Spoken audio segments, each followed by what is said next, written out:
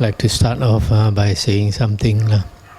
When you go to up the hill to the forest area or to an uninhabited cave, or you come out at night, you travel at night,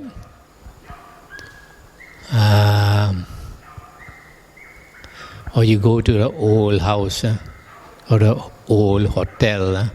Sometimes there are unseen beings around, so you have to be more careful.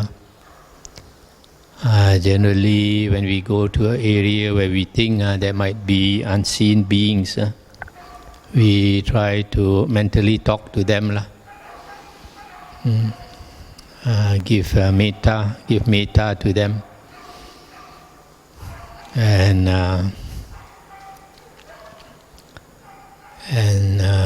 don't talk too much, because when you talk too much, your mind is very scattered.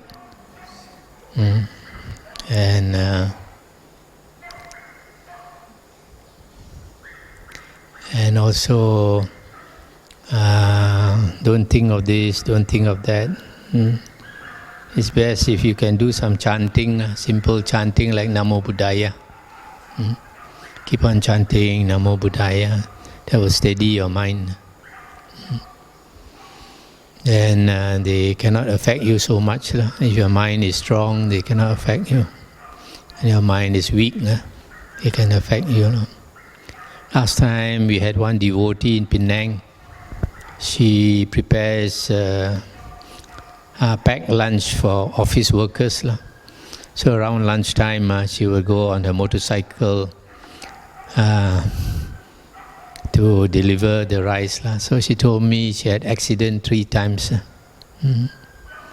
So I told her every time she go on the road to chant, whatever chant you like to do. Namo Buddhaya is the simplest. You can also chant Itipiso, Bhagava, Arahang, etc. So she followed the advice. After that, no accident. There are many cases where people traveling on the road, they suddenly they are controlled by some spirit, and they get involved in some accident. But if your mind is concentrated, the spirit cannot control you. And you go to deserted areas like the forest or what. Sometimes there are fierce devas there, or fierce ghosts. And they can read your mind. If they know your mind is weak, they can bully you. Also, when we practice the Buddha's teachings, we practice dana, sila, bhavana, then our blessings increase, and we have virtue, then we have beings protecting us also. There is an Indian belief that for every sila you keep, there is one deva protecting you. So the more sila you keep, the more devas will protect you.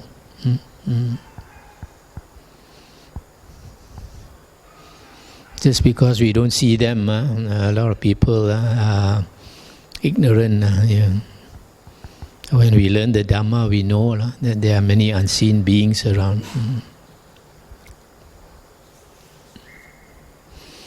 Okay, now we come to Q&A. Anything?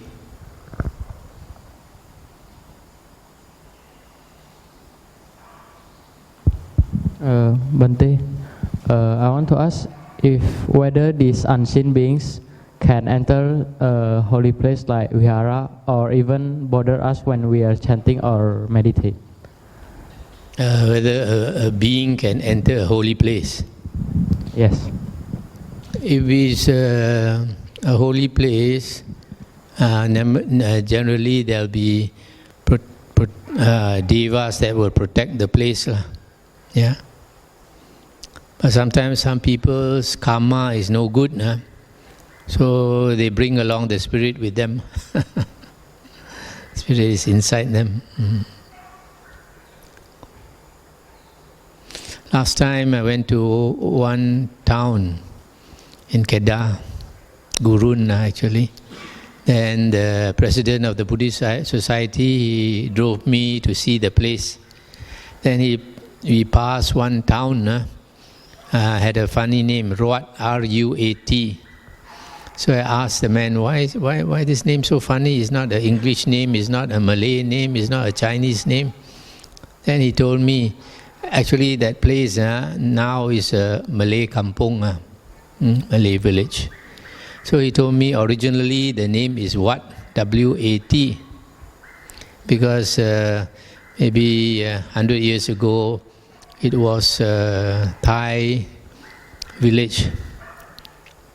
And then later, because of the Second World War and all that, many of the Thais left, and then so later it was occupied by Malays. So we were driving along the road. He showed me one house, but there was one area no house. And he told me why there's no house, because when they build a house there, they get disturbed. And why they get disturbed? Because that place was a Sima Hall. Last time, what they call Sima Hall, Uposatagara, where the monks do the chanting. Yeah. So where the monks do the chanting, last time they would put stones around to protect the place. So maybe up to now the Deva still guard the place. So anybody go and stay there, they will get disturbed.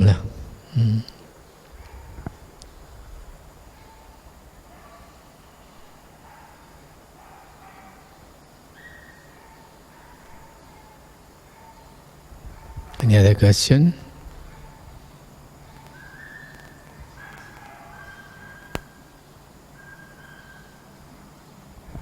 Can you turn the fan slower, because the fast fan will take the sound, go into the sound of the fan will go into the mic.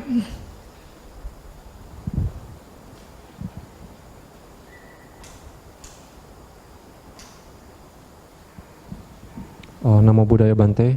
I wanted to ask how to neutralize our bad karma. How to what? Get rid of our bad karma.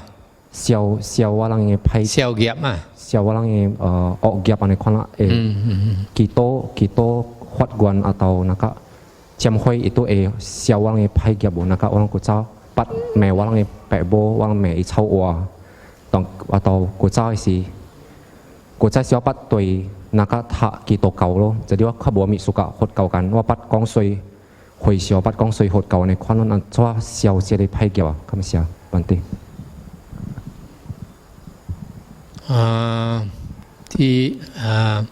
in original Buddhism, we don't get rid of our bad karma by this chamhoi, is asking for forgiveness, chanting for forgiveness and all that, chanting the Buddha's name and all that, is not the way. In the Buddha's teaching, original Buddha's teaching, we have to do a lot of good deeds.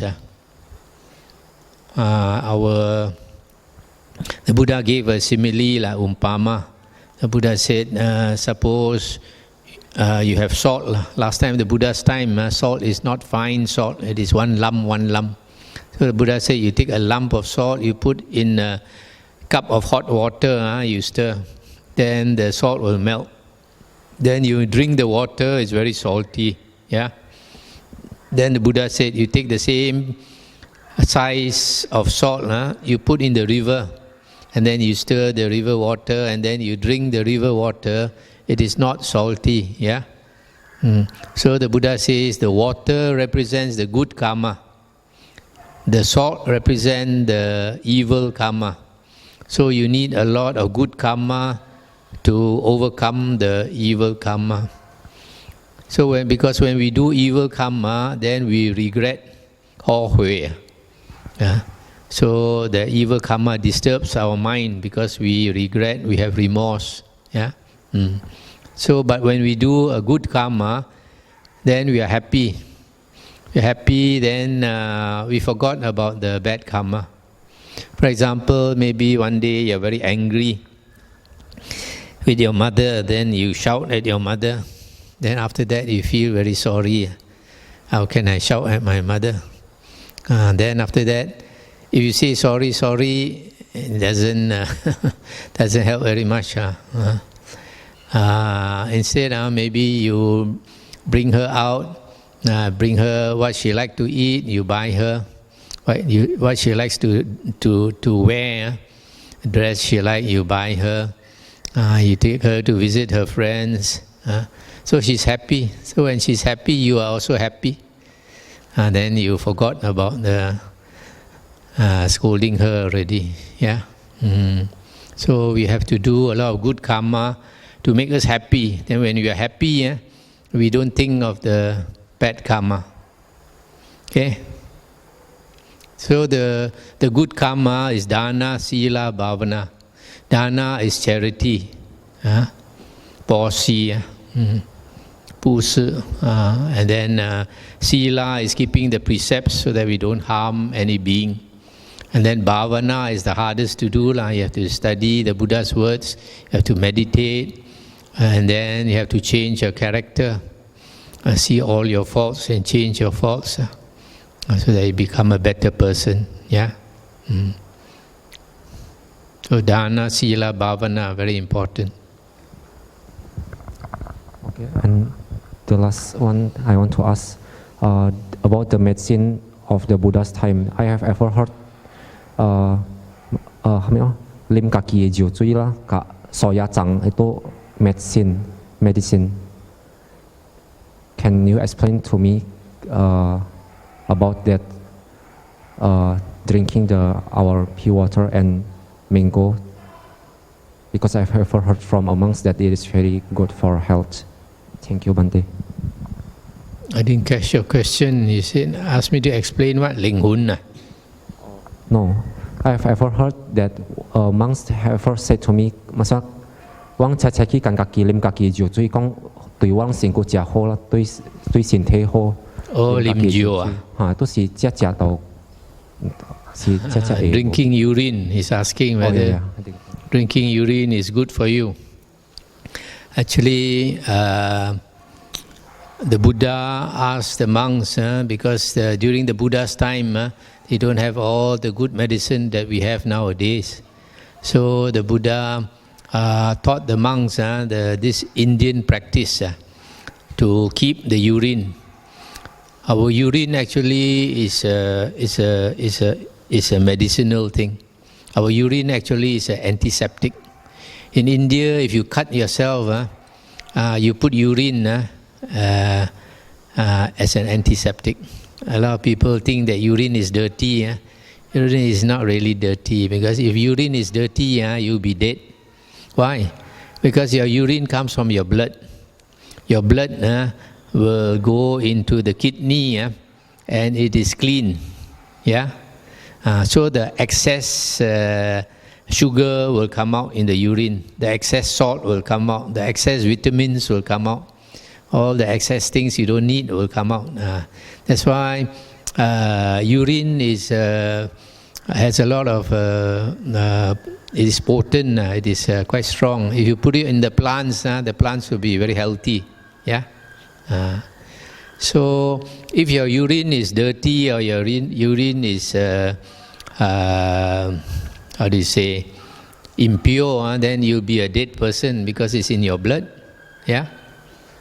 So urine is one of the few things that our body can accept, because it's from the blood. So for example, if you have an ear problem, if you put medicine into your ear, it's probably going to make your ear worse, because your ear won't accept the medicine you put in. It will throw out the medicine. So it will start to leak, it will start to, liquid will start to come out. And when the liquid starts to come out, it becomes smelly. So last time my nephew, he had ear problem, maybe because when he bathed, the water went inside. And sometimes people like to take the cotton bud and put inside the ear. You put too far into your ear, then some of the cotton buds left behind. They irritate the ear. Then the ear will start secreting the liquid. So the doctor said, never put anything into your ear. Your ear will clean itself. But there was one thing you can put is urine. If you put urine into your ear, no problem. Your ear can accept. So the Buddha taught the monks that urine actually is a very powerful medicine. And the way the Buddha taught the monks is to keep the urine and put medicinal fruits like kana, olive, kam lam in Cantonese, olive. You cut it, put in the urine. And then like yukam is amla or something. We have the fruit here, the small yellow fruit. It's also very powerful medicine, very good. So you cut it a bit, then you soak it in the urine, and you keep for 1 week or 2 weeks. But urine, when you keep it, it tends to be smelly. So when you want to drink, harder to drink. But what we can do, like what I do, is before I go to sleep, I drink a lot of water. Because at night when we sleep, we need water to clean our body. When we go to sleep, the body will start cleaning itself. So I drink a lot of water. Say if I go to sleep 9 o'clock or 9:30, I drink a lot of water. 3 hours later, I wake up because my bladder is full. I go to the bathroom. Then I pee. After I pee, I will drink one gulp of urine, one mouthful. And then I take urine and I clean my eyes. I take the cup, I soak my eyes about half a minute, turn my eye here and there, then throw away, then put some more urine and clean the other eye. Surprisingly, the urine also very good for the eyes, because a lot of us, we have eye problem because the eye too dry. A lot of people have dry eyes. Like me, especially because in my early days as a monk, I used to practice sitting, sleeping. I don't lie down. I sit and sleep until so tired you fall asleep sitting. But you do that over many years, you get dry eyes. So it helps a lot. 2 years ago, I started to have a cataract. The eye start to become blur. So I went to see the specialist doctor. The specialist doctor said, after checking me, but he said, now cannot operate. He said, it takes 2 years to mature. When it matures, then can operate. So I came back, I put urine every night. The blurriness went off, cleared off. So you see, urine very powerful.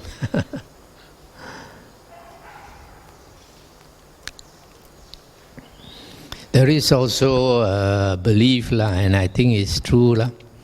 If somebody does black magic on you, and they put something in front of your house, and then you notice, and you think it's black magic, what you do? You pee on it. The ghost also run away.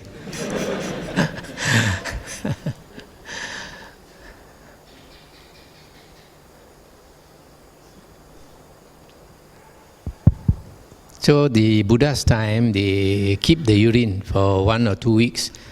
But it's harder to drink, but it's more strong. But if you like, every day you just drink a bit. Don't drink too much. It's a mouthful. But if you are not well, you drink more times. Bhante, can I ask a question about meditation? As I practice, it seems to me that it is not the method of meditation like anapanasati or satipatthana, but it is a sense of quietness and silence which comes. And so what I find now is that when I sit, it is that silence which is more powerful than whatever technique I use. And of course, the silence is not always like a constant thing. The silence is there, but also I know that I'm conscious, I'm aware of the breathing, the anapanasati, and then of course there are always thoughts and there are always feelings sometimes, and that comes in. And when that comes in, the attention shifts to that feeling and to that thought or whatever it is. And after some time, they sort of wiggle here and there. Then after that, it goes back to the quietness and that kind of same plateau, the same kind of silence, and then I go back to the breathing. So that's how I find the meditation progressing now. Can Bhante please comment? So what's the question? The question is this the way that meditation goes? Is it natural progression?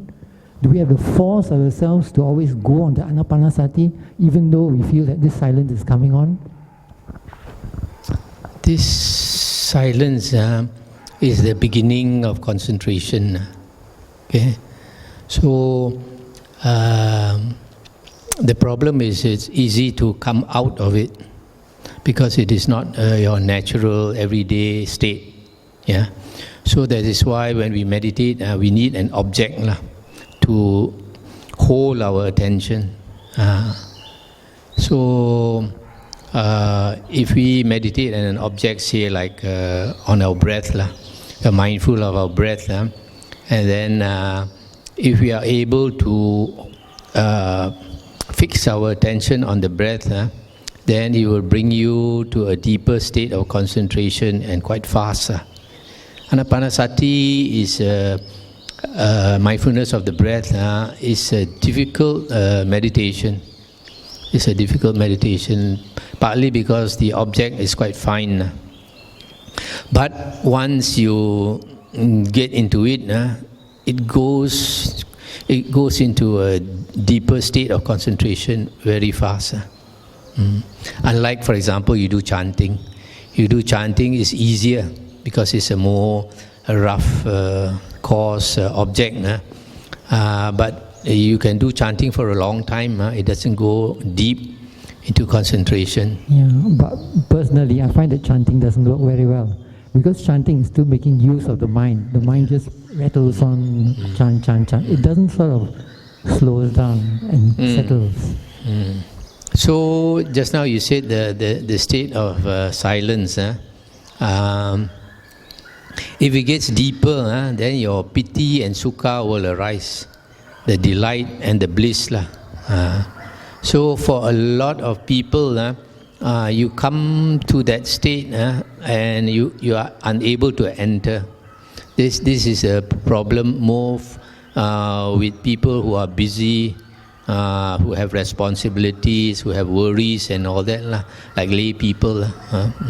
So they put a lot of effort also. They come to that state, they cannot go in because they cannot let go. So you have to experience that piti and the sukha before you come into the jhana. Thank you, Bhante. Bhante, if unborn baby aborted accidentally, is it related to karma of the mother or the baby? And where will be the baby reborn? Can you repeat the first part? He said, if you are born, what? Unborn baby aborted accidentally.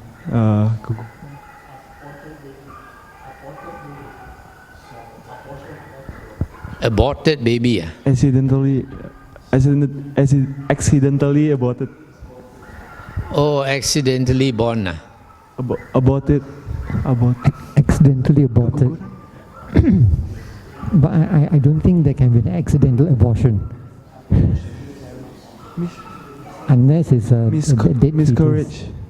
Unless it's a dead fetus, then it just comes out. Miscarriage. Miscarriage, that means the baby is dead. So? Is it related to the karma of the mother or the baby? Or more of the baby. So where will be the baby reborn again? The baby will, if it's the karma of the baby is to be reborn as a human being, then he will seek another womb, or will come back to that mother. No? He will still be reborn, no? Maybe later. No? But if if it can go into the womb, that means it has the karma to be born as a human being. But sometimes the karma is not strong. Sometimes you get somebody that is born. Then after 1 or 2 years, that baby gets cancer and die. Yeah? That means it has a good karma to be born as a human being, but it has the bad karma to have a short life. So our karma is always combined, good and bad, good and bad. So sometimes a person might be born handsome and strong, but if the other karma is no good, might be born in a poor family.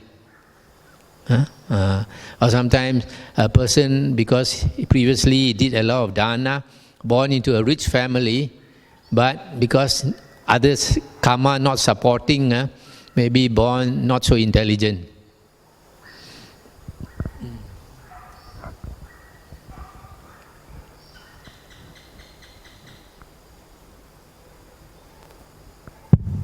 Bante, what is your opinion about cloning and tube baby? Opinion about what? Cloning. Cloning. Yeah. Cloning and? Tube baby. Tube baby. I think as far as Buddhism is concerned, it's not a problem. Not a problem, because in Buddhism, only harming beings, harming other beings is no good. Because in the Buddha's teachings, if a being is born, it's because of the desire to be born. So that being wants to be born, somehow or other it will be born. Okay? So not a problem.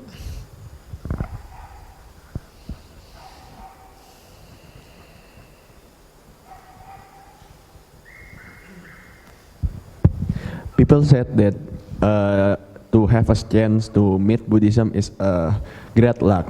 So what I want to ask is, if I want to meet Buddhism in the next life, what could I do in this life? If you want to meet the Dhamma again, you have to attain stream entry. Stream entry means you become an Arya. And I mentioned before, the most important thing is to listen to the Buddha's discourses. Listen again and again, again and again. When you understand, then you have seen the Dhamma, and you have understood the Dhamma, you have understood impermanence. Then you have become an Arya. That's the best thing you can get in life. There's nothing more valuable than becoming an Arya, because once you become an Arya, you will never be reborn as a ghost, as an animal, or go to hell. You will only be reborn as a Deva or Devi and a human being. And even you come back as a human being, you have a lot of blessings. You have long life, you have Ayu Vano Sukang Balang. Ayu is long life. Vano is beauty. Sukang is happy, you'll be very happy. Balang, you have strength, either worldly strength or what.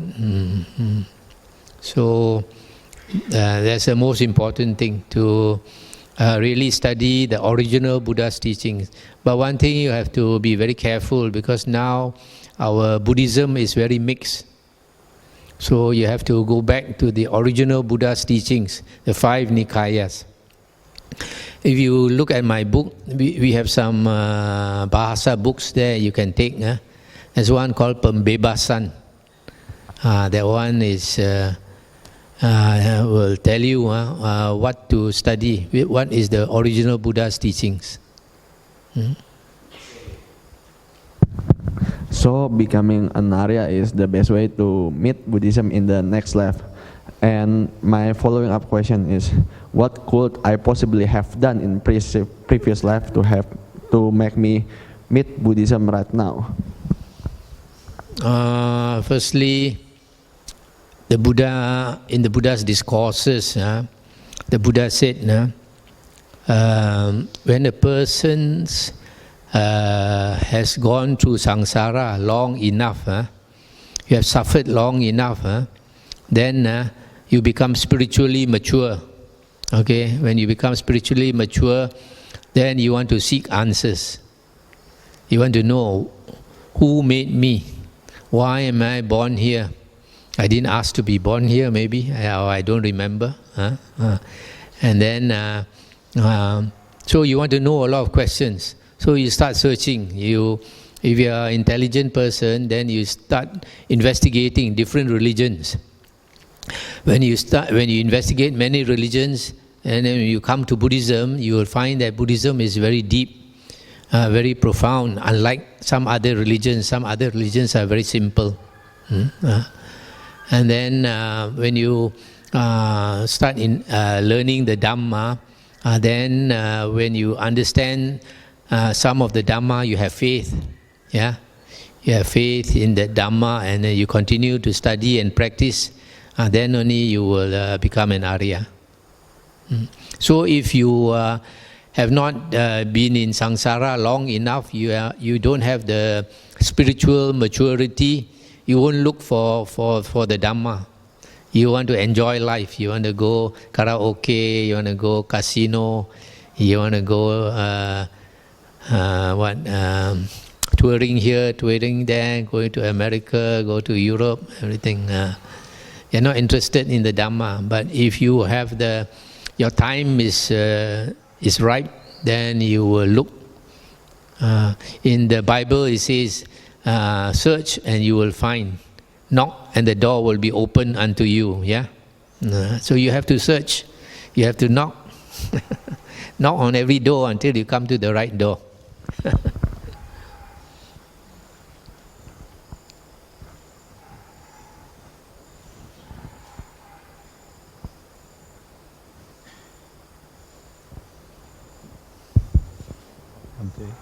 But I'd like to ask you a question. So in the practice of Satipatthana, of course, we have contemplation of the body, the feelings, the mind, and the Dhamma. So my question is, how do we practice contemplation of the mind?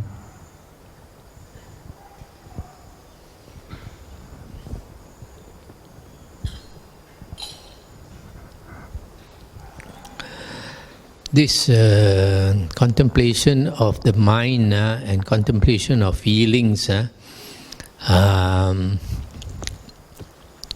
is not a contemplation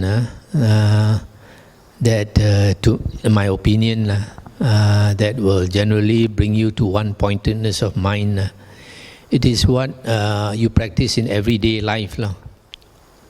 And that is the seventh factor of the Noble Eightfold Path, Sammasati.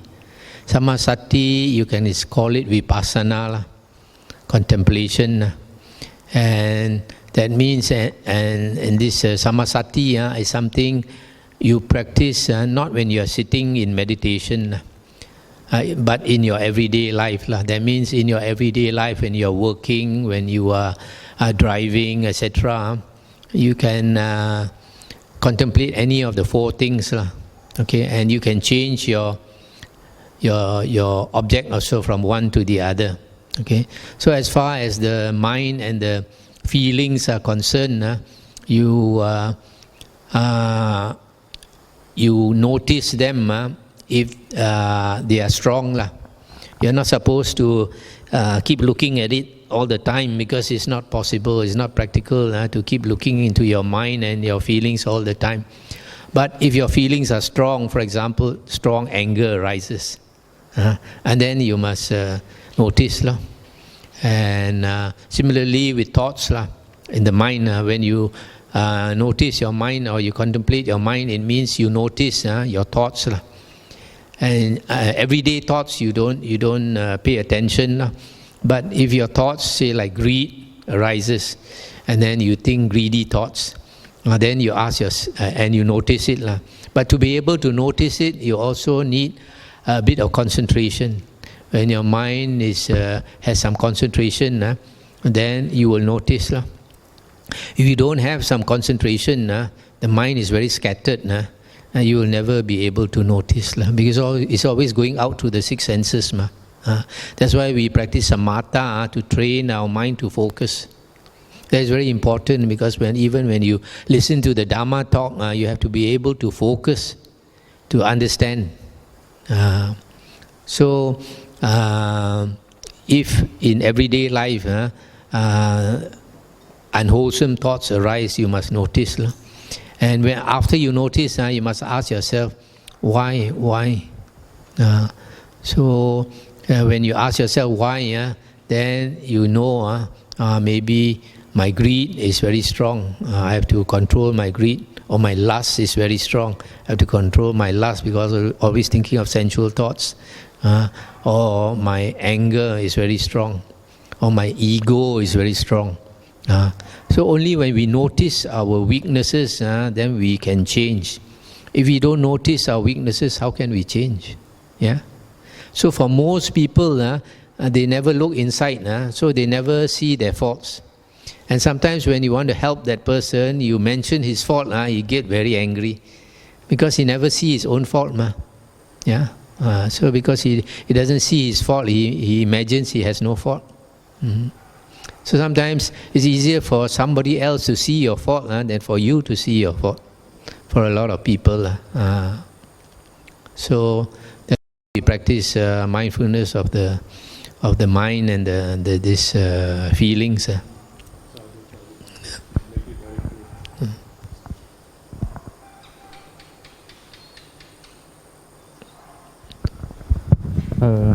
Now, Budaya Bante, I want to ask Bante's opinion about what if one person was born in non-Buddhism family and then he wanted to learn Buddhism, so very bad. But let's say that his parents were some kind of fanatics to other religion. What would Bante recommend that this man doing to learn Buddhism or not to learn? Thank you. This one is entirely up to that person. When the person's time is ripe, what he will do whatever he wants to do. So it's all a matter of your will. The Buddha said, if you want something bad enough, your desire is strong enough, nobody can stop you. Nobody can obstruct you. Only thing you got to be sure that you want it, then only you will make the effort. If you're half-hearted, then you never succeed in anything. Even though that it will result in disobeying his own parents, is it will make him do him a bad karma or good karma? No, you have to use your brains. If you want to find out about Buddhism and you know your parents are not happy, you don't go and tell your parents. You go and secretly go and find out.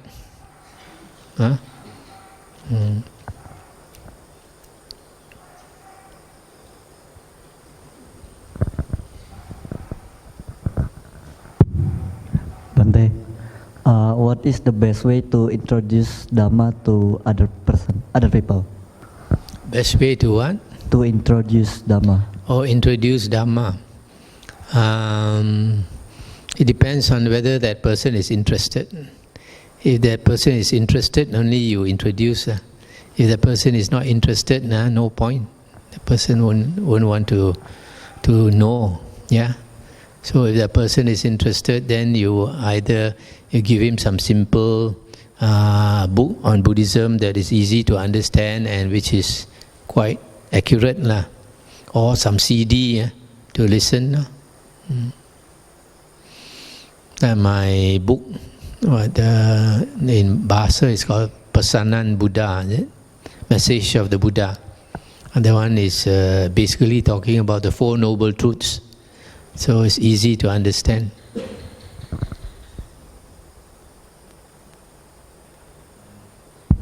I have another question.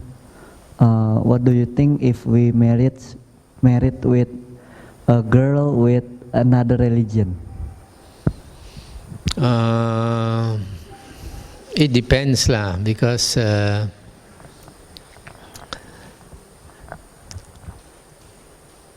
just like a person marry a partner of another race.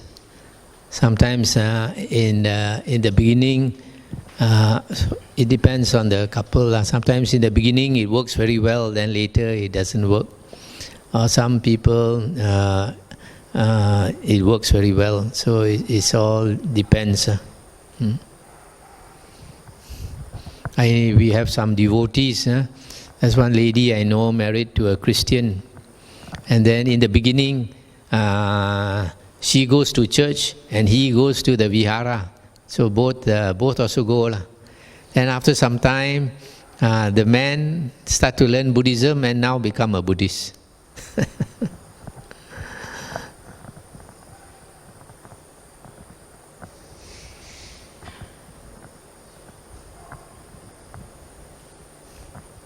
But sometimes if both are very strong in their religion, then susah lah, because they will, in the end they will quarrel. The husband wants the children to follow his religion, the wife wants to follow her religion, so very susah.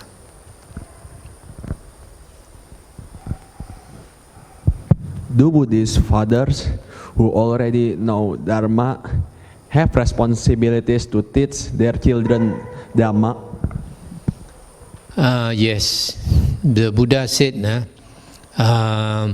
if two persons want to be reborn and meet each other again in the next life, four things should be the same. One is faith, faith in the having the same belief, the same religion. Okay. Another one is just as generous or just as selfish. And then the third one is just as the sila, just as good or just as bad. They come together. And the fourth one, the wisdom, the same wisdom or the same stupidity, they are born together. So if the father or the parents want the children to be with them again in the next life, these four things should be the same. They follow the same religion, keep the same sila, be just as generous, and equally the wisdom is equal.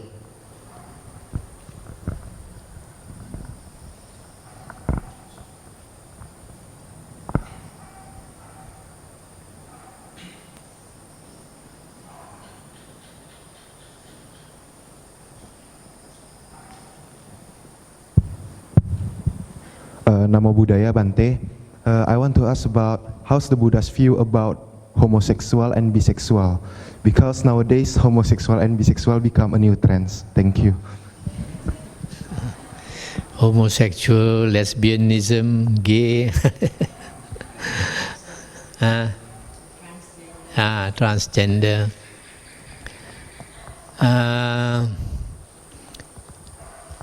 Actually, the Buddha's teachings is very relaxed. It's not very dogmatic, like other religions. You cannot do this, you cannot do that. In Buddhism, the main thing is whether you harm other beings or you don't harm other beings. If you don't harm other beings, okay. If you harm other beings, no, okay. So, only thing is the Buddha says, the Buddha never said we cannot enjoy life. The Buddha said we can enjoy life, but be careful, because if you enjoy too much, there is a danger. So the Buddha said for lay people, it's good to be rich, but use your money wisely. Besides making yourself happy, you should make your family happy, you should make your relatives happy, you should make your friends happy with your money, make your workers happy, make everybody happy. then you use your money in the right way. But some people, when they have a lot of money, they are very selfish, only want to enjoy themselves. Yeah, so they use up their blessings. After that, they go to a bad rebirth. Yeah. So, as far as sexual relations, whether it's gay or lesbian or homosexual, whatever, is in the Buddha's teaching is the same as whether it's a man and a woman. Only thing is the danger is if your sensual lust is too strong, then after you pass away, you might be born as an animal. Because animals have very strong lust. So only thing is just be careful. But if you don't harm others, it's okay.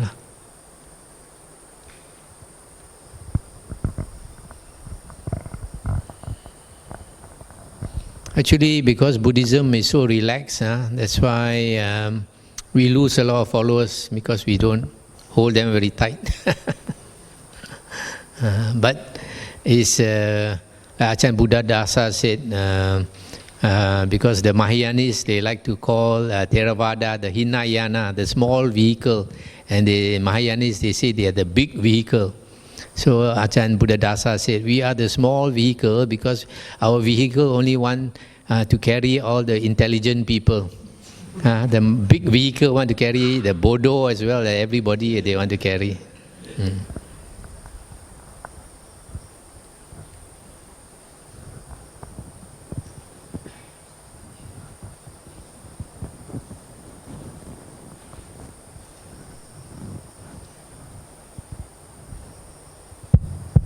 Bante, I want to ask, how about divorced couple? What is the Buddha's view about divorce? What about divorce? Buddha's view. About divorce? Yeah.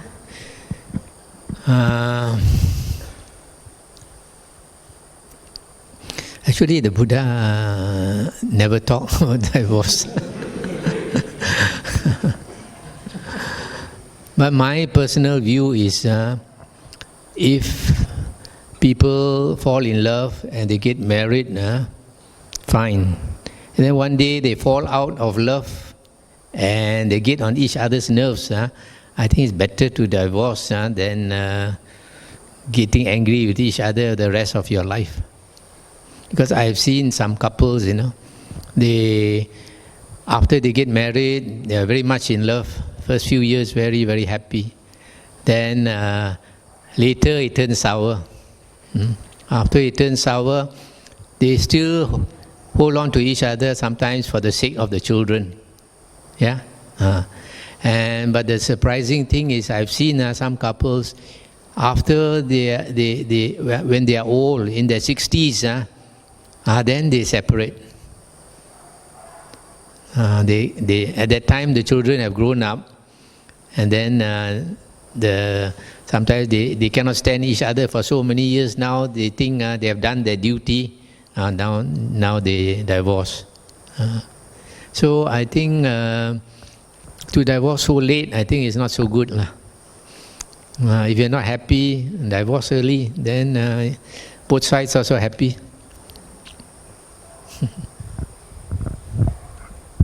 My other question is, do you have any suggestion on how to overcome our anger in everyday life? Because usually we get easily mad.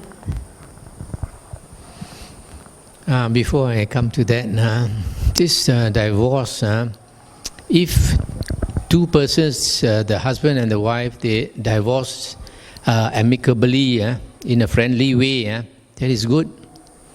Because you don't hurt the children so much. But very often they fight before they divorce. They fight with each other, and then it harms the children, because the children become very scared when they see their mother and father fighting. Both also they love. And then I've seen some children, after the couple separate, the children mentally they suffer. So it's not good. If you want to divorce in a friendly way. There are some couples after divorce, they're still very friendly, still come together. So it's good to divorce early so that you don't have so much hatred. Coming to anger, two ways lah. One is to understand the Dhamma point of view about anger. The other way is to meditate, make your mind very tranquil. If your mind is very tranquil, then it's not easily shaken. A lot of people, their mind is very scattered. When the mind is very scattered, you press the wrong button, the volcano explode. So meditation is very helpful, but meditation is difficult. Yeah. Then to understand the Dhamma is to see the danger of anger. In the suttas, the Buddha said, if a person is always angry, he will lose a lot of friends. Okay, people don't want to go near angry volcano. And then, secondly, you won't succeed in life. If you join a big company and you are very jovial and you are very friendly with everybody, you come out very fast. You are the type with a lot of anger, you don't get promoted. Last time I had a friend in the university. He is the live wire in the class. He jokes and everybody will laugh, and always cracking very wise jokes. So everybody like him. And then he joined SO and came up to be the CEO because he can mix with everybody. So you can come up, you don't have anger. If you have a lot of anger, no, you'll never succeed in life. But the one dangerous thing people don't see is that if you have a lot of anger, you'll be reborn in a realm where all the beings there have a lot of anger. Either in the animal realm, or even if you're born as a ghost, you'll be born as a fierce type of ghost like Dracula, Pontianak. That day I mentioned about the old lady, one of our old supporters told me about the auntie, very nasty character, a lot of anger. 2 days before she died, the long teeth came out, 2 long teeth came out, Dracula teeth came out. Then after she died, the teeth disappeared. She went off as a ghost, fierce ghost. So if you know that, then you'll be scared. I don't want to be reborn with all the fierce ghosts.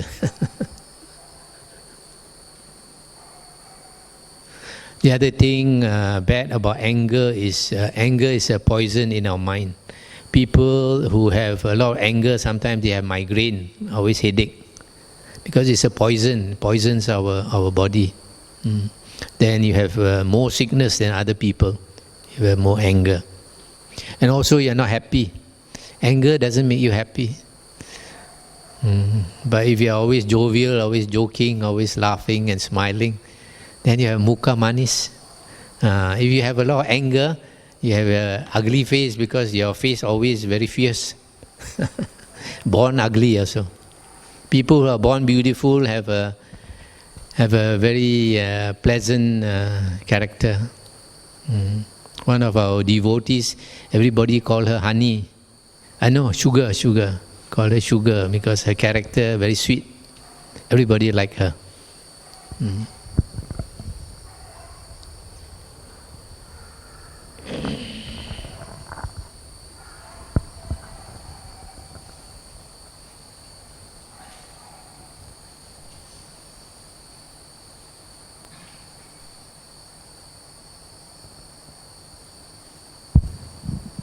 Bante, I want to ask about the divorce. What if... About what? Divorce. A divorce, yeah. Bercerai.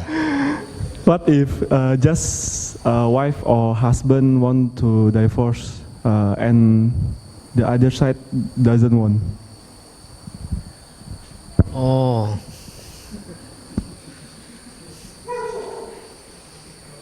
Have to see the situation because every case is different. Yeah. So we have to see why that person want to divorce and why the other person don't want to divorce. Yeah.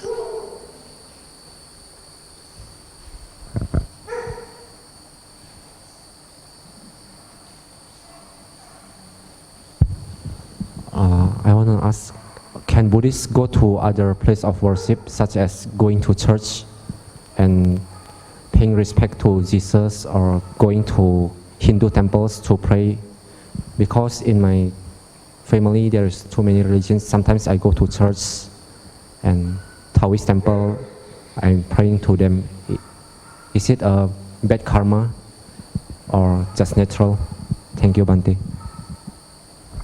Could not hear very well. Maksudnya orang esai ki kau teng tengle yaso atau nasa songchiu habjong ye Bunda Maria atau ki hoi kau teng ki into amanikon esai ki bo walang hot kau to esai ki ilang. Oh, so he's asking whether as a Buddhist you can go to the church and pay respect to Jesus, and you go to a temple, a Hindu temple, and pay respect to the God and all that.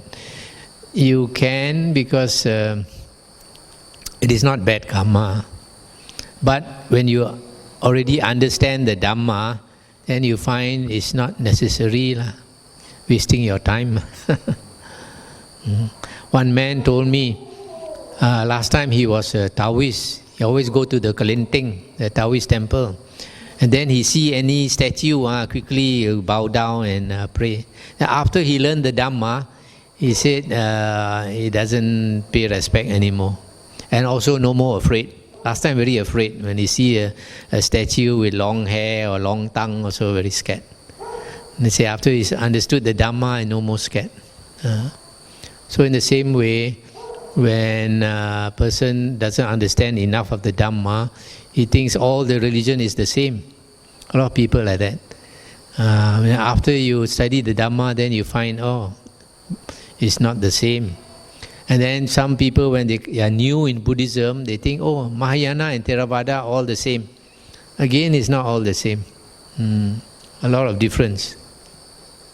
And then when you come into Theravada, you find again that not all monks teach the same. So I have to be very careful.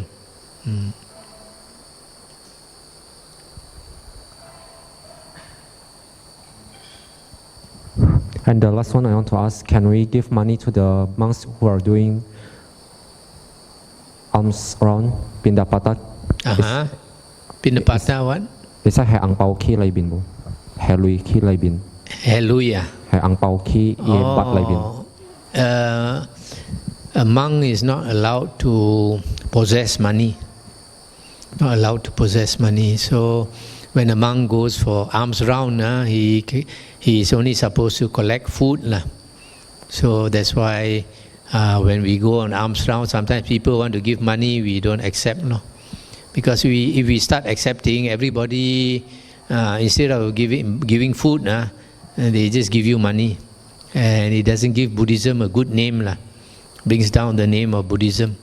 So it's not good for lay people to give money to a monk.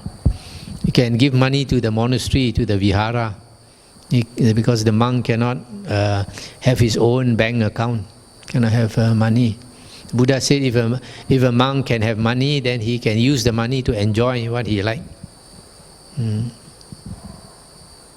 But it's not that a monk cannot touch money. A monk can touch money. Because in the monk's precepts, suppose lay people drop some money on the floor and the lay person has gone home. The monk is supposed to collect the money, keep aside, and then later find out whose money and give back the money. Or if a lay person drop his gold ring or diamond ring, the monk is supposed to pick it up and keep it, and then later find out who it belongs to and give back. So a monk is allowed to touch money. Only thing is, sometimes when a monk touch money, people get the wrong idea. that, oh, this monk having a lot of money. So we try not to touch money unless it's necessary.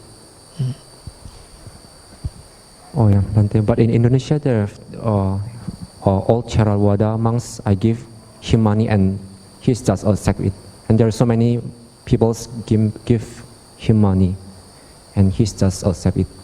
Yeah, but if a monk wants to practice according to the Buddha's teaching, then he's supposed to educate the people, teach them not to give money.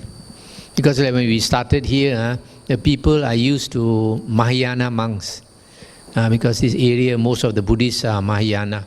So they are used to giving money to Mahayana monks. So when they see us, they want to give money. Then we tell them we cannot accept money, only food. Then at first they are very surprised. And then later they pass the word around, and then people like us because they know we don't accept money. Then they give us more food.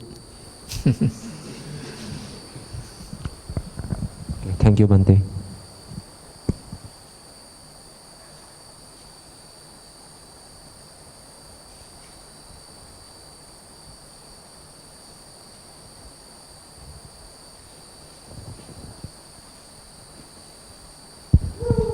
Bhante, in these books that I read about meat eating, in the Mahabhagavata, there are 10 types of meat that were prohibited to monks, such as human meats, horse, dog, snake, and so on. But why is these types of meat is prohibited? Because as far as I'm concerned, meat is meat. As far as what? As far as I'm concerned, meat is meat. Well, Meat is meat. why differentiate meat? You know why? Because during the Buddha's time, the monks they practice, they walk here, walk there, and they live up the hill, they live near the kampong. So in the countryside, sometimes the lay people, they kill the wild animals and they eat the wild animals' meat. So for example, they kill a tiger and they cook the tiger meat to eat themselves. But this monk happened to come along and they offer him the tiger meat. Okay, so he doesn't know. He take the tiger meat, he goes to the forest and then he eat, and then he go deeper into the forest to meditate. So what happened? When he start to sweat, the tiger meat, the smell come out. So when the bau come out, the wild animal like the tiger smell, they come and attack him. So if you eat, for example, dog meat, you walk on the street, the dog will all chase after you and bark at you. So that's why the Buddha did not allow. Then the two animals, one is the horse, and the other one is the elephant, belong to the king. So sometimes people steal the king's elephant or the horse, and they slaughter, and then they take to eat. And if the monk eats some of this meat, then people might blame the monk for stealing the meat or what. So there's a reason for all this. I remember the first day you all came, you asked some questions. One was concerning Sir Chai and Sir Su, Jia Che, Jia Chai. Yeah. You see, in Hokkien, we confuse the two lah. We say Jia Che, Jia Chai. In Cantonese is what? Sek So. Sek Chai. So this word Sir Chai and Sir Su, actually the monks practice Sir Chai. Sir Chai is not eating after noon. That means in Malaysia is 1 o'clock. So after 1 o'clock we don't eat ordinary food until the next morning 7 o'clock. That's the meaning of Sir Chai. And Sir Su is vegetarianism. Okay? So people tend to confuse the two. They think it's the same, but it's not the same. because the Buddha's teaching is that the monks must ser chai. Ser chai, this word chai is the same as puasa, because buka puasa is kai chai. Yeah, if you all know Mandarin, buka puasa is kai chai. So monks, we fast every day. We fast, but it's different from Muslims lah. Muslims fast the whole day and they eat at night, but monks we eat half of the day, then the rest of the day and the whole night we don't eat the normal food lah. Yeah. So when Buddhism came to China, all the monks is ser chai. Yeah. Like Bodhidhamma, he beg for his food. He eat any type of food you give him, provided is allowed lah. And afternoon he won't eat, so he has time to meditate the whole day and maybe at night. But then later, in the year 511, this emperor in China called Liang Wuti, he was a Taoist before, and he associated with the Taoists. So at the age of 40, he became a Buddhist, and then he started to build temple for the Buddhist monks and nunneries and all that. But then after some time, he noticed the monks eat any type of meat, and he was not happy. He said, look at the Taoist priests. The Taoist priests are so clean, so pure. They only eat vegetarian food. So he commanded that all Buddhist monks and nuns in China must eat vegetarian food. So eating vegetarian food is ser su, but all along they say monks eat ser chai. So they still, after they become vegetarians, they still say the monks ser chai. So in China, when you say ser chai, they think it's vegetarian. It's not vegetarian. So they confuse the two, ser chai and ser su.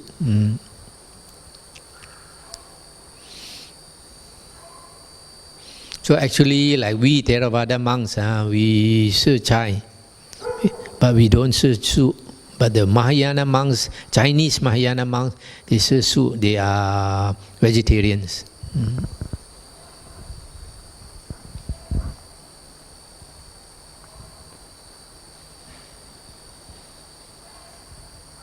You have to wait a while then. Bante, just now in the Parita book, I read about that Atasila one. Atasila. There is one sila that says, I will restrain myself from eating at the wrong time. What does this wrong time actually means? The right time is after dawn. Dawn is when the sun comes up. Yeah, in Malaysia it's 7 o'clock. Until noon. Noon is when the sun is the highest. When the sun is at the highest, you find the masjid, they will start praying. They will shout the chant. Yeah, as in Malaysia is 1 something. So the right time is from 7 a.m. until about 1 o'clock or 1 something. After that is the wrong time. So you don't eat after 1 o'clock or 1:30 until the next morning 7 a.m. That is the wrong time. Is there any reason behind that? Any what? Reason. Why must be reason? Like that? The reason is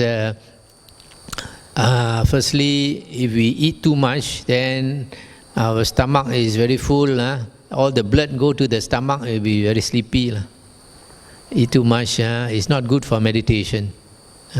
The Buddha himself ate only 1 meal. The Buddha said he eats at 1 sitting.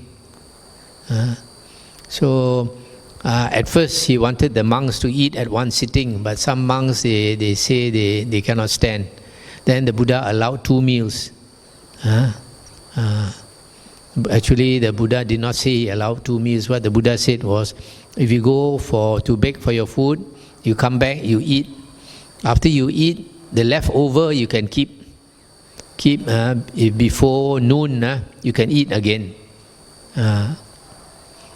So that's why we have breakfast and lunch. But after that we don't eat normal food. Actually, 2 meals for most people is enough. If we don't have a limit, sometimes some people, they can eat the whole day and night. There's one old Thai monk, he told me when he was working in Bangkok, he was very busy. He goes around selling the barber equipment. So it's Monday until Sunday, every day he's working, and the whole day he's working. So in Bangkok, there's many gerai, many stalls selling food. He said one day he can eat 9 times.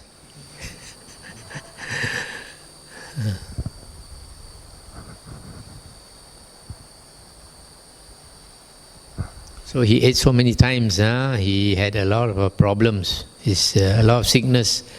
So when he had all this sickness, he went to the doctor could not cure him. Then he decided to go to the Wat and keep Attasila. So he keep Attasila, he eat 2 meals a day. After some time, his sickness all disappeared. Then he came out and do his work. Again, after some time, he got sick. And then he went back to the Wat again, he got cured. And then he came out, again he got sick. And then after some thinking, he decided, I don't want to come back. I go to the Wat, I don't want to come out anymore. So he went to the Wat, don't want to come out. And the wife came looking for him. Got 4 children, wife pregnant. Came looking for him from Bangkok, he came to another town, more south. Wife came looking for him, he went further south. Came here until the Malaysian border. Wife still came, he came into Malaysia. Wife cannot follow. 25 years he lived in Malaysia as a monk. Then after so many years, the children all grown up, the wife came looking for him, want to become nun. So he could not get citizenship in Malaysia, he decided to go back. He went back to Thailand, started a cave monastery. I went to stay with him. The wife became a nun, Mechi. So you see, you eat too much, you become sick. When you fast, all the sickness go away.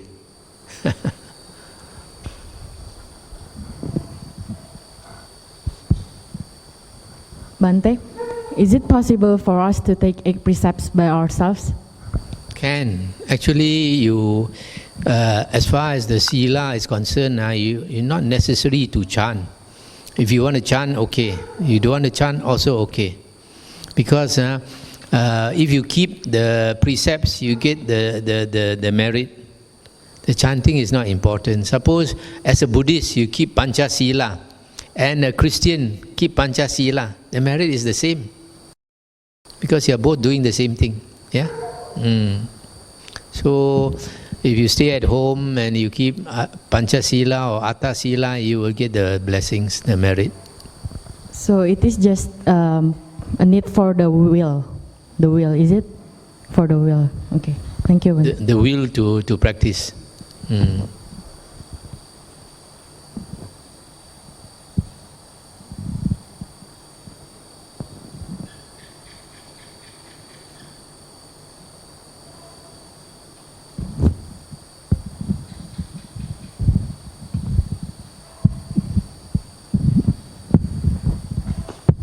Bante, how significant can someone's last thought just before death influence his or her following life? Oh, I mentioned this the other day. I think you didn't notice.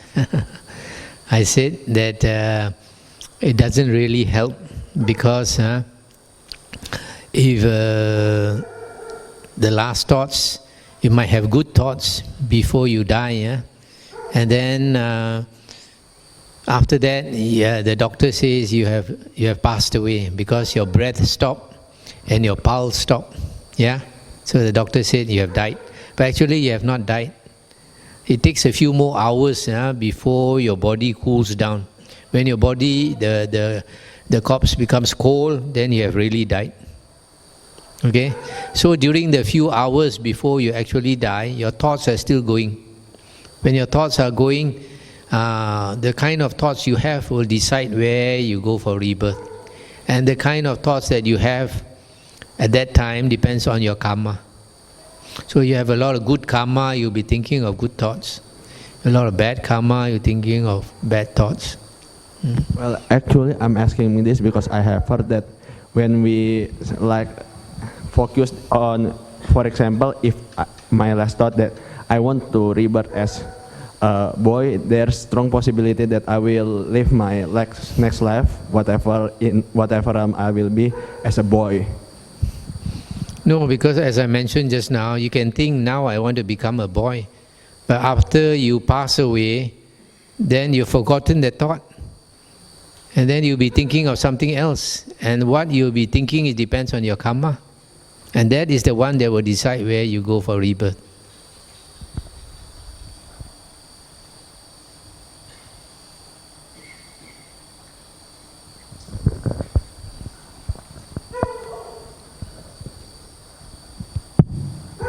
Bante, is it true that reading the Parita when someone is dying, helping the person that is dying to have a good thought? Say again, the Parita what? Reading the Parita when someone is dying, helping them to have a good thought. You can have a good thought, but then after a while when you are dying, you already forgotten that thought. You'll be thinking of something else. As I mentioned, the doctor say you have passed away. If it takes another 3 hours before your body cools down, during that 3 hours you'll be thinking a lot of thoughts. And that the thoughts that you are thinking depends on your karma.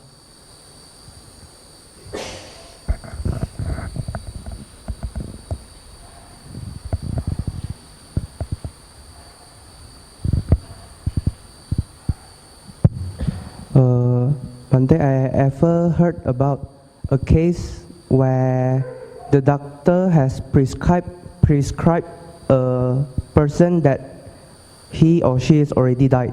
But after several days or maybe weeks, the person came back alive. I ever read a book that it says our brain cannot stand without oxygen more than 40 minutes. Is there any Buddhist perception, Buddhist view towards this kind of case? Yes. When a person is in deep samadhi, for example, there is a state called cessation of perception and feeling. In that state called cessation of perception and feeling, the consciousness also stops. And the breathing also stops. And Arahant can enter that state for 7 days maximum. So without breathing, he can survive for 7 days. But normally, a person having passed away, he doesn't revive after so many days. Generally after 2 days, 3 days, that person revive.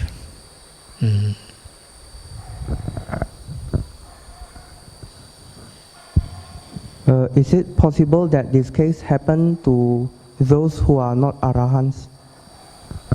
It can happen. There are some people who have died, and then they come alive again.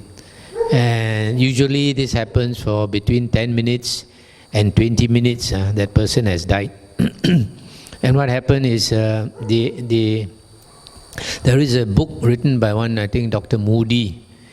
He interviewed about 150 people who died either accident or in the operating theatre in the hospital. And then after that they came back to life again. And then they described how when they died, they came out of the body. It seems like they go through a tunnel and then come out of the body, and then they are standing outside the body. They can see the body and they can see all the doctors trying to revive him. And then after some time they don't know where to go. And then some of them, they say that after a while they see a bright light from very far flying towards them. And this being is full of light. And then this being has a lot of metta. And then this being asks him whether ask this dead person whether he's willing to go yet. and this person is not sure, and then this being of light, he'll show him like a movie like that, show him all the deeds that he has done, the good deeds and the bad deeds, and you see very fast like a video like that. Then this person feels very comfortable with this being of light, because this being of light has a lot of metta. So he wants to follow that being to go off. But then sometimes because the family is crying or something and the attachment is there, then that person comes back. Usually it's like this. And then there are some, they seem to be dead for a longer period, and then they seem to have gone to different realms, and then because they still have attachment, they come back.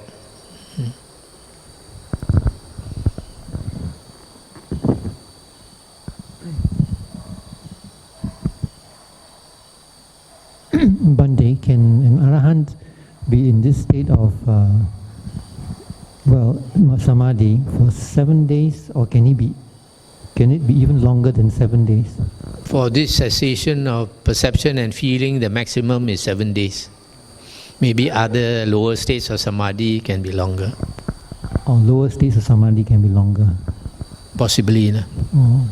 I ask this because there are certain yogis who actually, they describe that they are in a state of bliss, and they are not conscious of the surroundings. But when they come out, and in what they think is only about maybe 1 hour, 2 hours, a span of 13 days have passed. A span of 13 days, 1-3. So I was wondering whether, how this thing is.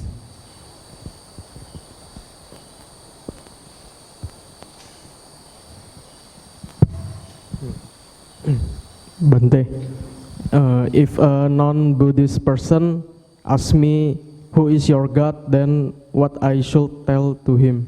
Who is your what? Who is your God? Okay, in Buddhism, we in certain countries like Indonesia and Malaysia, we cannot say we don't have a God. So we only say that our God is not a human being. Our God is not a deva. Our God is not a makhluk, a being. Actually, I was told during this President Suharto's time, if your religion doesn't have a God, he don't accept. So Buddhism had to explain. So I think this last time this Sangharaja of this Sangha Agung, he quoted I don't know, Udana or Iti Vutaka. There's a saying by the Buddha. The Buddha said, there is an unborn, there is an uncreated, there is an unconditioned. If there were not the unborn, if there were not the uncreated, if there were not unconditioned, there would not be an escape from the born, the created, the conditioned. So the practice of Buddhism is to become one with the unborn, the uncreated, the unconditioned, going back to our original home. So that is our concept of God. Because God is unborn, God is uncreated, God is unconditioned, yeah? So nobody can say we don't have a God. Only thing, our God is not the type of God that is jealous, not the type of God that can be angry, not the type of God that can be revengeful, like the Christian God. No such thing.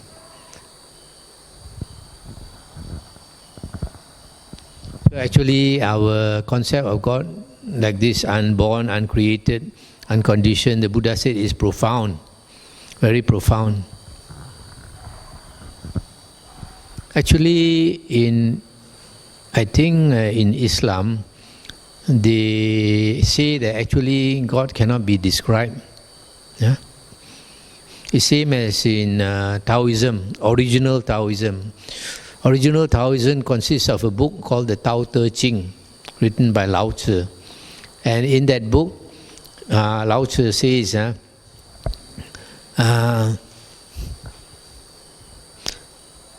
that which can be described is not the eternal Tao. So the eternal Tao or God cannot be described. So our unborn, uncreated, all that also cannot be described.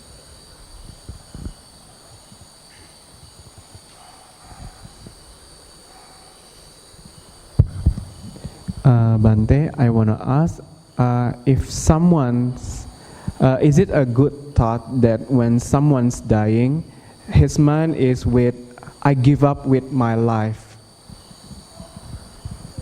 What do you mean, I give up my life? In Indonesia, maybe pasrah, give up, don't have energy to, don't have the spirit to continue his life. So it like just be as it will be.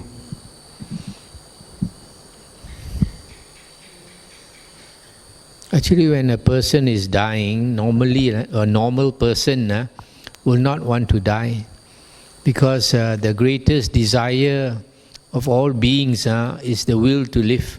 There is no desire stronger than the will to live. So only when a person understands the Dhamma, then he can let go. So whatever a person says, you can say, but actually whether you believe it or not is another thing. For example, one doctor, he was looking after terminally ill cancer patients that cannot be cured anymore. He told me that one old lady always complained to him. He said, why can't I die? I'm suffering, I'm old enough, I can't wait to go. He always complained like that. But actually on the day that she was going to die, she was so scared. She don't want to go. She hugged the daughter, she don't want to go. But her time has come, so she has to go.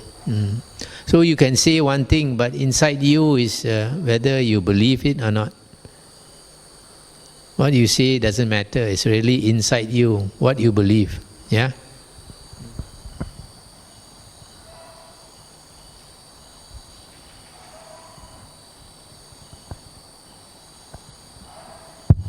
Bante, I want to ask, according to the Tipitaka, there is a quote that says, when the Buddha birthed, he can walk for 7 steps. It is true or just legend?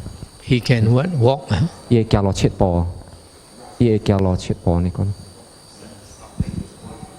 Oh, after he was born, he walks 7 steps. 7 steps. I personally don't believe. I don't believe, because before the Buddha was enlightened, he was an ordinary baby. He was ordinary. Nobody knows that he's the Buddha. So sometimes some of these stories, because they put the Buddha very high, so they say all these things.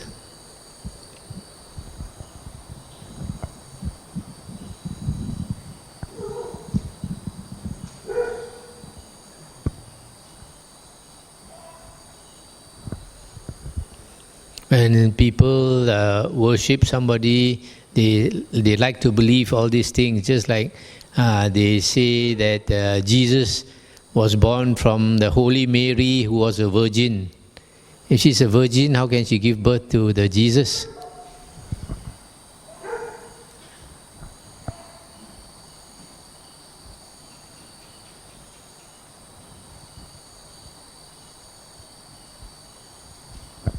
Even the Brahmins also, they say they are born from the mouth of Brahma.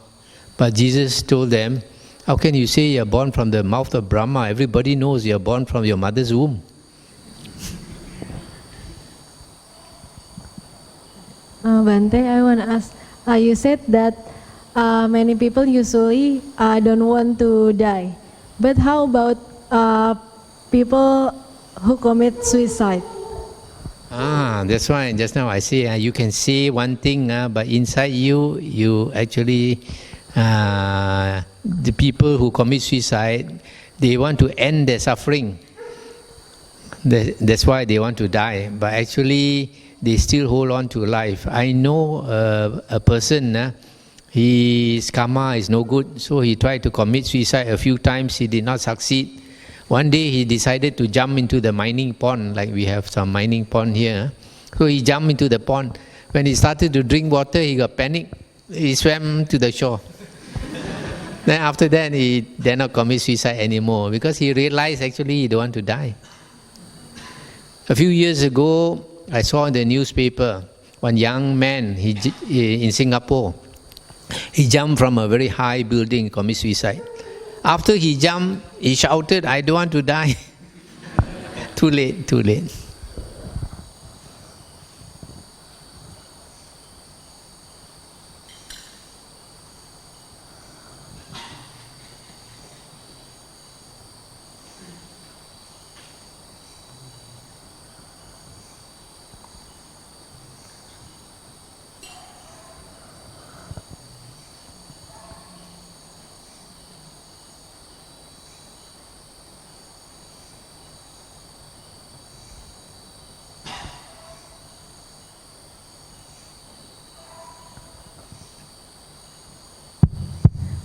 But if someone succeeds at committing suicide, where will he be reborn?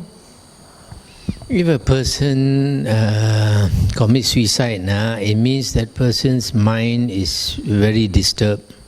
Yeah. Sometimes it's not that person has done bad karma.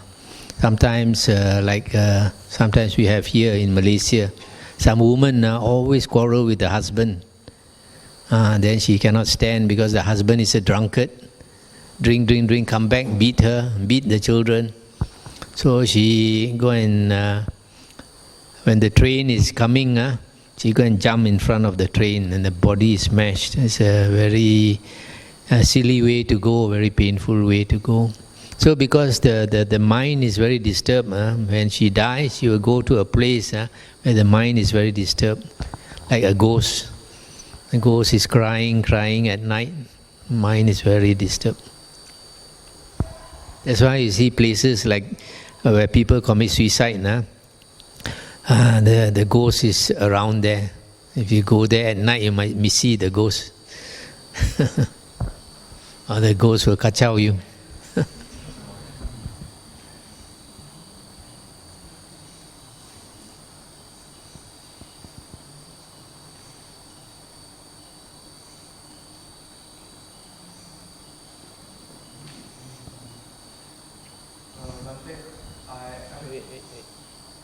Mike.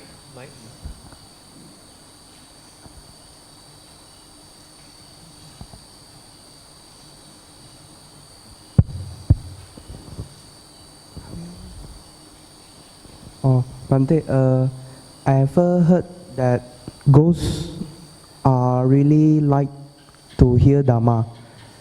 For example, we gather like in a place like this and talk about Dhamma thing. Can ghosts hear what we are discussing about? Ghosts can hear, but ghost minds are too disturbed. They cannot understand the Dhamma.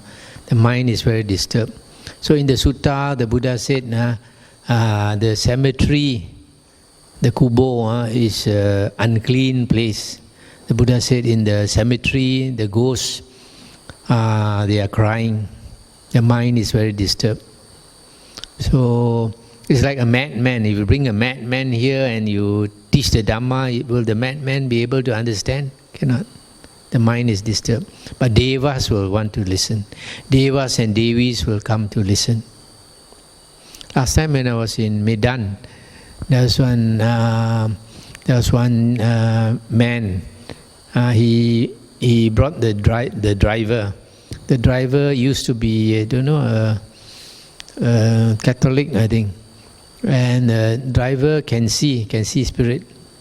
So he said when there's a Dhamma talk, you can see the Devi sitting up there and listening to the Dhamma, I said.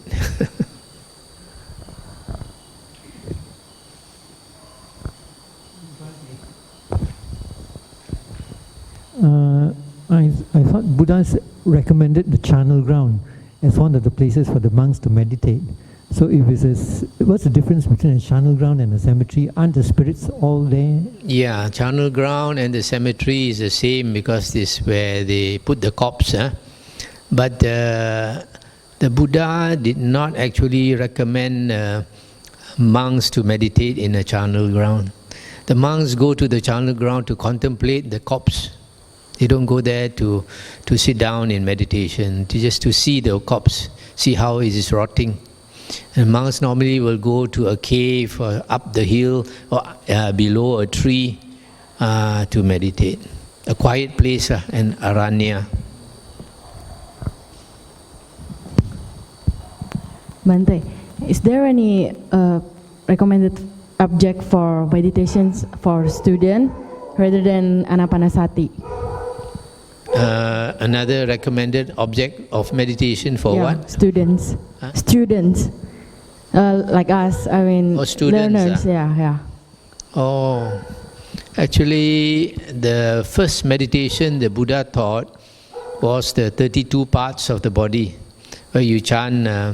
I chant in English lah. Head, hair, body hair, nails, teeth, skin, flesh, sinews, bone, marrow, kidney, heart, liver, midriff, spleen, lung, bowel, entrail, gorge, dung, brain, bile, phlegm, pus, blood, sweat, fat, tears, grease, spittle, snot, oil of the joint, urine.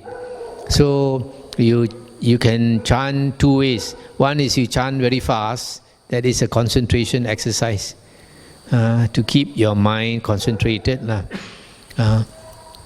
Because if you chant long, the mind doesn't run away so easy. If you chant Omitofo, it's easy for the mind to run. So the other way of practicing is you chant slowly. Head, hair, then you contemplate head, hair.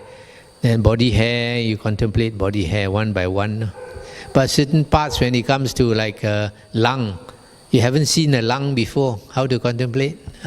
So if you really want to contemplate, what I did last time was I asked somebody to go to the market, go and buy the pig lung. Buy the pig lung, because the pig lung is very similar to the human lung. So you touch the lung, see whether it's soft, how it looks like, and then you know it's easier to contemplate. Then even the pig's heart. So they bring me the pig's heart, and I touch the pig's heart, very similar to the human heart. So that way, so this is the first meditation the Buddha taught, because the Buddha realized that we are all attached to the body. And when we contemplate these parts of the body, then we find the body is not so attractive after all. You see somebody very handsome or somebody very beautiful, when you think of all the body parts, not so attractive anymore. So it helps to cut lust. But for students, it's good to still your mind, and you don't have time to meditate a lot. So easy way is to do chanting. Whenever you can, a simple chant is Namo Buddhaya. Just Namo Buddhaya. And if you think your mind runs away, when you're walking, one step Namo, the other step Buddhaya, another step Namo, another step Buddhaya. So you synchronize the chanting with your walking, then the mind doesn't run away so easy. So, or if you are sitting in meditation, you synchronize it with your breath. One breath goes in, you say Namo. The breath goes out, you say Buddhaya. Namo Buddhaya, like that. So, and I mentioned the other day, you press your finger so that your mind does not run. Now, if you can learn to focus your mind, that is very good for you, because your concentration will help you in your studies. We have one monk in Australia, he's quite well known, he's called Ajahn Brahm. He studied in Cambridge University, one of the top universities, and he studied theoretical physics, which is they did an investigation. People who study theoretical physics, maths,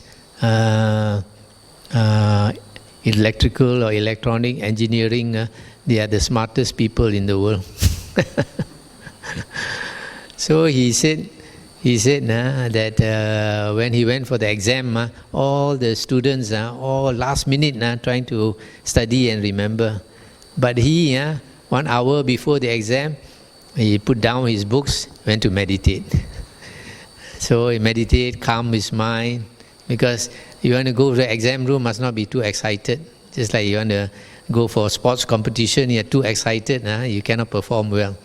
So even in Thailand, those boxers, Muay Thai, kickboxing, before they go and fight, they sit down and meditate. Those are the best boxers.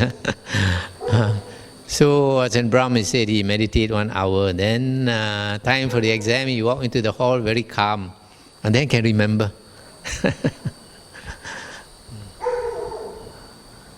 So before your exam, sit down and meditate.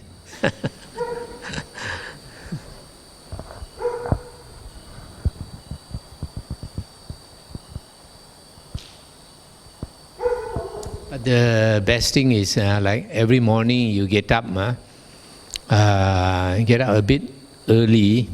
If you want to meditate half an hour, you get up half an hour earlier than you normally get up, which means you have to sleep half an hour earlier than you normally sleep. As a student, you should not cram study so much that you don't have enough sleep. You need at least 6 hours of sleep. At least 6 hours. Then what you study you can remember. You don't have enough sleep, you study too much also no use, you cannot remember.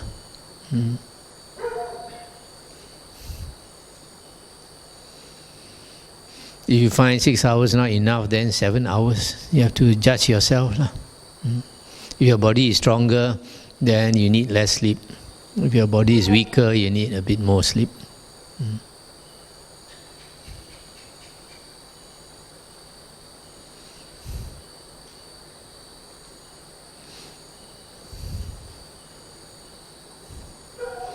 Also, you must learn to balance, because if you study all the time, very boring, then you find it difficult to remember. So sometimes you must entertain yourself.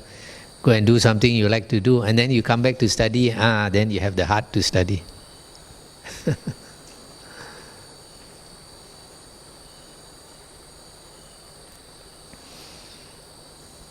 There's a saying, all work and no play makes Jack a dull boy.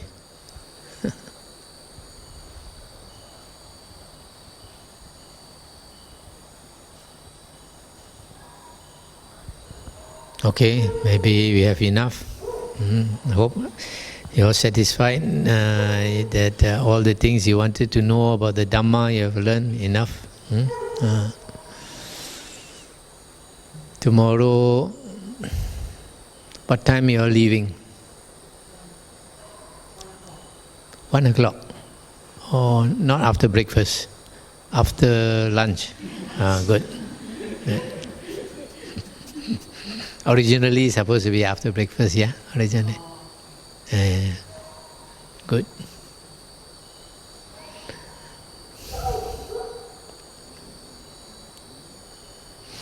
You want to go anywhere tomorrow morning? Want to go anywhere? Clean the place, clean the dormitory, sweep the floor, mop the room.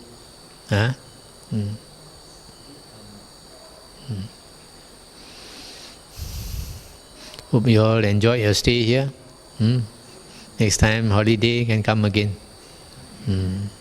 So go back, listen to the sutta, whatever CDs and books you want, you take.